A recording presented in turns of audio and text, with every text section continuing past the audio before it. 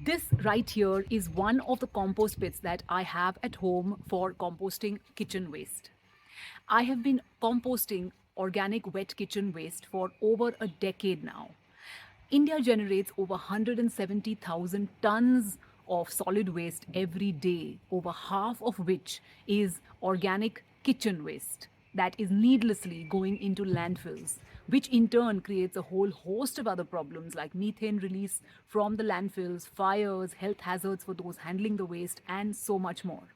But what if instead of sending this ton of waste to a landfill, you could turn it into something useful and productive, and in addition, do your bit to avoid this massive mess?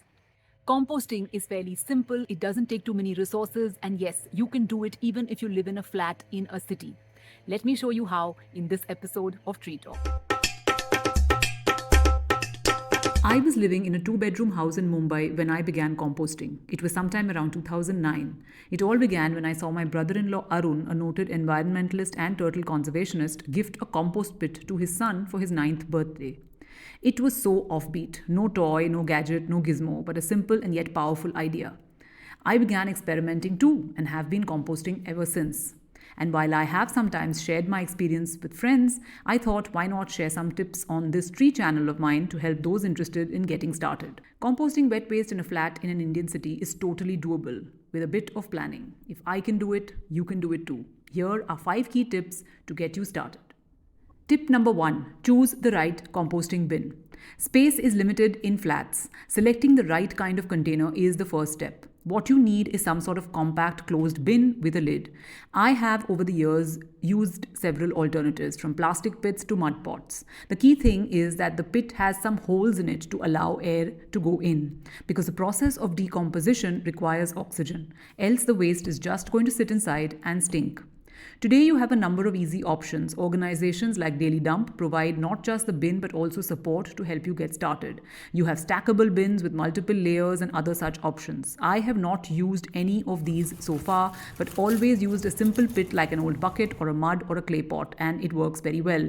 But if you want to simplify things, these kind of options are also available. Whatever pit you use, remember to make some holes in it. At the bottom of the pit, I put a layer of coconut husk or dried grass to get started. And where do I keep this? In my balcony, right beside my plants. Tip number 2. Separate wet and dry waste. The next thing you need to put in place, if you aren't doing it already, is to separate wet waste from dry waste in your kitchen. So peels, eggshells, seeds, etc. go into one waste collection box. Plastic, paper, glass, and other such materials are to be disposed of separately. I keep whatever is possible in these bags and take it out for recycling, reducing to the bare minimum the trash I dispose of. This is not hard to do at all. Keep a box or container on your kitchen counter, and as you cut and peel and cook, just keep adding this waste into it. It can attract fruit flies, so you can keep it covered if that bothers you. Tip number 3. Chop the waste into small pieces and avoid certain items. Smaller pieces decompose faster and reduce pests. So chop or crush large peels or fibrous items into smaller units. Now you don't have to cut it finely. Some basic chopping will do. Also, while I can't share this from my experience, I have heard that putting in dairy, meat, fish remains in the compost is avoidable. I do put in eggshells and that has been no problem at all. Tip number 4. Toss the waste into the compost. Now, add your peels and other wet waste into the compost pit. Spread it out. Add in some dry leaves. This will help to keep a good consistency, ensuring it is neither too dry nor too wet. What I do is collect dry leaves in a shoebox or a mango box and keep it handy. Crush the leaves with your hands and toss them in. You can also use cocoa peat, which is available in the market. I have not bought or used this. I have used dry leaves collected in winter or dry grass and some mud, and it works just fine. You will like to cover the compost pit. You can either use a lid to close it up or do what I have done here, something more natural that allows more air to flow into the pit. This is to prevent pests. Cats, rats, squirrels, or other animals in your neighborhood cannot rummage through and make a mess. Also, if you don't cover it, you will have flies, in particular fruit flies that may otherwise hover over your compost all day. Tip number 5. Be patient and wait for the magic to happen. Follow the process and wait. Composting takes time depending on various factors. It may take up to a couple of months or more. It may require you to make some minor adjustments as well. Don't keep looking at it every day, wondering why stuff hasn't decomposed and doubting whether you're doing it right. Just let it be.